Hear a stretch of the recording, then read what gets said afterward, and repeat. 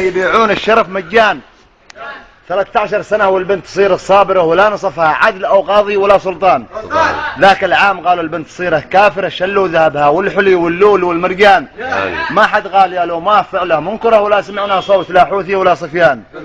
نام الشيخ في صنعاء وصعد الساحرة وشيخ مارب نام أيضا والولد عمران ومعبر والجند ناموا وشيخ النادرة. ما شيخ باجل هو يجيب له عادهم للآن مواقف بتظلي في صميم الذاكرة ما دام 7 يوليو موجود في الأذهان. بذكر بها من عاد نفسه حائرة لا عادهم بيفهمون الستة الهبلان وذي عادها قبي يقول له يقلب دفتره يأخذ من التاريخ عبره أشجره وش كان. عام 2007 بيظلي مفخرة بعد الرصاص الحي والمطاط والدخان ذكرني بذاك القزو حق الباخرة. بدال يا دولة وقصة ذلك الربان غزاها بالزوارق والسفن والطائرة لكن خرج منها بنوفمبر بلا حذيان. عدن أم البنات الست حرة طاهرة ما هي الغيظة جات من دلهي وقربستان.